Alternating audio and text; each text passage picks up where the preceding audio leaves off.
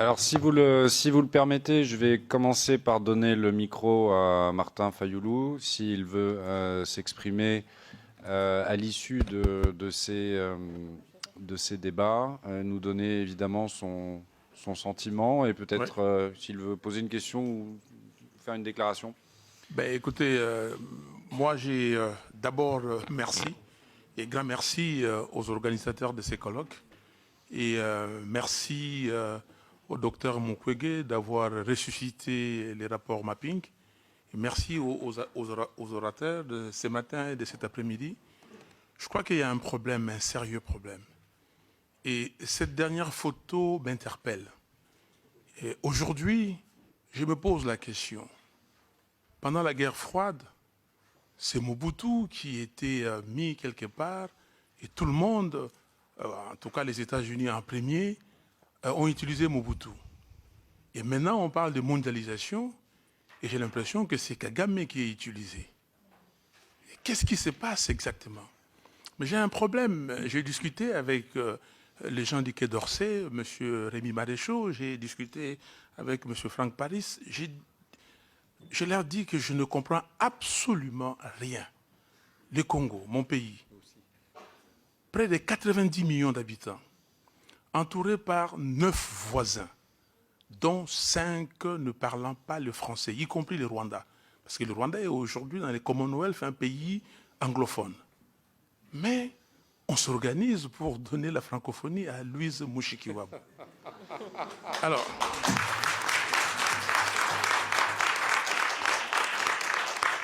le Congo avec sa population, le Congo avec sa superficie, le Congo avec ses territoires, avec ses voisins. Je me pose la question, qu'est-ce qui se passe? J'ai animé une conférence à l'université de Harvard en avril de l'année dernière avec le président ghanéen. Et le président ghanéen a dit ceci, quelque chose qui m'a frappé, et j'ai dit, mais si les Français étaient là, ils pouvaient comprendre. Et il est francophile. Il dit, vous savez, nous, on a utilisé le français aujourd'hui comme deuxième langue. Pourquoi? Parce que nos voisins presque tous parlent le français. Et c'est bien pour nous. Je me demande si la France avait une vision avec la francophonie, quel est le pays qu'on doit utiliser pour ça? Quel est le pays qui peut avoir l'influence? Mais je me pose la question, pourquoi Kagame? Aujourd'hui, on tue au Congo, à Béni. J'ai passé la fête des nativités à Béni avec les chants de Béni. À Béni et les environs de Béni, à Nituri, au Tanganyika, tout le Nord Kivu, le Sud Kivu, on tue. Je vous donne un chiffre. Aujourd'hui, dans l'armée congolaise, qu'on appelle les FRDC, les Forces armées de la République démocratique du Congo, il y a 300 officiers Tutsis. Je n'ai rien à voir, je n'ai pas de problème. Moi, j'ai grandi avec les Rwandais. J'ai joué avec eux, j'ai joué au tennis avec eux, j'ai été dans des clubs d'amis avec eux. Et on est des frères et sœurs. J'ai dirigé à un moment donné la société mobile et je m'occupais des mobiles Rwanda-Burundi. Je connais bien les Burundi. Mais qu'est-ce qui se passe dans la force publique? C'est comme ça qu'on appelait l'armée congolaise avant l'indépendance. Il n'y avait pas un seul Tutsi. Dans l'ANC, l'armée nationale congolaise, après l'indépendance, il n'y avait pas un seul Tutsi. Dans les forces armées zaïroises, FAZ, il n'y en avait pas. Aujourd'hui, comment avoir 300 officiers, plus de 100 généraux, y compris les généraux qu'on vient de montrer ici? Qu'est-ce qui se passe réellement? Et là, vous constatez qu'il y a un chaos. Tout est dirigé par Kagame. Nous avons des élections. On fait les élections, et puis c'est M. Kagame qui doit décider de ce qui va se passer au Congo. Il se joue de tout le monde. Sous sa direction, l'Union africaine fait un communiqué qu'il y a des doutes sérieux. Je cite les communiqués de l'Union africaine. Il y a des doutes sérieux sur les résultats, sur la crédibilité des résultats. Nous demandons à la Cour constitutionnelle de ne pas publier les résultats définitifs. Nous envoyons une mission de haut niveau, composée de chefs d'État et de chefs de gouvernement, pour mettre toutes les parties prenantes ensemble et trouver une solution.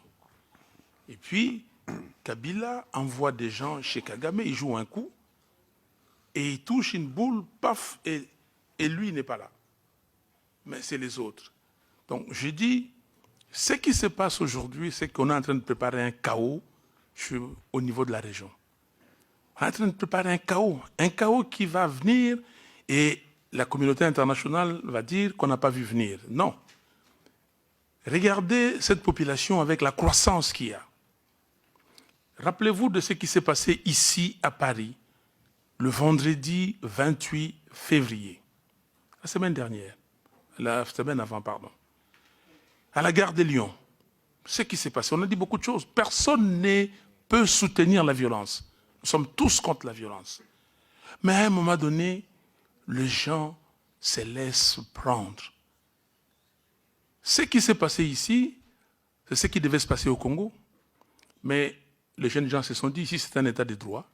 Le pire que je peux connaître, c'est que je sois emprisonné. Mais on ne va pas me tuer. Et si au Congo, il n'y avait pas un régime dictatorial, ça se serait passé tous les jours comme ça, et c'est ce qui s'est passé. Et les autorités françaises ne veulent pas tirer des leçons. Les médias ont essayé de survoler la question, ce qui s'est passé le vendredi 28. Mais ils ne sont pas entrés dans le détail pour savoir qu'est-ce qui se passe. Donc, moi, ce que j'ai dit, c'est courage que vous avez pris pour organiser ces colloques. Je vous remercie. Mais je demande, quelle est la suite? Qu'est-ce que nous devons faire? Le ministre des Affaires étrangères français, M. Jean-Yves Le Drian, a dit, oui, c'est Martin Fayoulou qui a gagné l'élection présidentielle. Quelques jours après, il dit, ce qui s'est passé au Congo, c'est un compromis à l'africaine. Qu'est-ce qui se passe? Alors, pourquoi nous ne voulons pas prendre nos responsabilités? Moi, je dis ceci, si on ne prend pas ces responsabilités aujourd'hui, demain, vous allez mettre à feu et à sang toute la région des Grands Lacs. Et ce ne sera pas simplement la région des Grands Lacs. Kinshasa, c'est une ville qui a aujourd'hui 15 à 17 millions d'habitants. Le Congo-Brazzaville, dans son ensemble, a 5 millions. On ne pourra pas contenir tous ceux qui viendront de Kinshasa. L'Angola, 30 millions, et ça va déborder. La Zambie, ça va se déborder. Ces jeunes Congolais d'aujourd'hui ne sont pas comme nous. Ne sont pas comme nous. Nous, on a une sorte de retenue de nous-mêmes.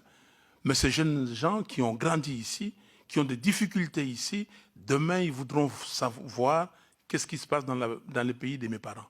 Et ils vont aller là-bas et vous allez causer des problèmes. Nous sommes des frères, sœurs, avec nos frères et sœurs rwandais, burundais, ougandais, tanzaniens, angolais et les autres.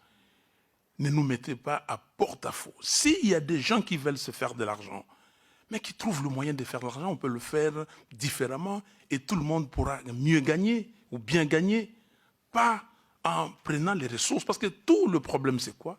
Ce sont les ressources du Congo. Mais pourquoi? Et Charles Onana le démontre bien dans son livre. Et j'ai fait, moi, et je trouve ça très grave.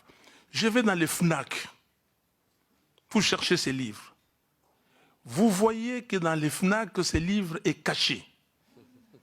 J'étais à la FNAC de Champs-Élysées. Je regarde dans tous les rayons. On me dit qu'il n'y a pas de livres. Et je vais, le monsieur ou la dame regarde dans son ordinateur, dit que non, je vois 2 ici. Je dis, madame, vous devez chercher. J'ai passé 2 heures, on m'a trouvé les livres. Mais en plus, elle a quand même trouvé un autre, 3. Donc, vraiment, aider les Congos, aider la région des Grands Lacs, aider le monde. Parce que ce qui se passe là-bas, vous aurez de l'immigration sans problème, parce que des gens ne pourront pas rester dans cette région, ils viendront ici. Voilà ce que j'avais à dire. Ces complots contre la RDC, parce qu'il y a bien un complot. Il y a ces complots que moi j'appelle de la balkanisation et d'implosion du Congo. C'est très subtil. Vous regardez aujourd'hui, excusez-moi de prendre juste une minute. Le Rwanda va construire un aéroport international, un hub, qui va coûter 1,3 milliard de dollars. 1,3 milliard. Le Rwanda a 12-13 millions d'habitants. Nous avons déjà des hubs en Afrique, nous avons Nairobi, nous avons Addis Abeba et nous avons Lomé et l'Afrique du Sud, Johannesburg. Mais qu'est-ce qu'on va faire avec un hub? Le Rwanda a une raffinerie aujourd'hui de coltan, mais le Rwanda n'a pas de coltan dans son sol. Le Rwanda est en train de construire une raffinerie moderne d'or pour toute l'Afrique australe. Écoutez, soyons quand même sérieux. Soyons sérieux.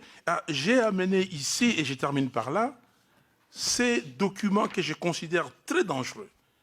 L'accord cadre pour la paix, la sécurité et la coopération pour la République démocratique du Congo et la région. On a donné des engagements. Engagement pour la République démocratique du Congo. C'est là. Engagement pour la région et engagement pour la communauté internationale.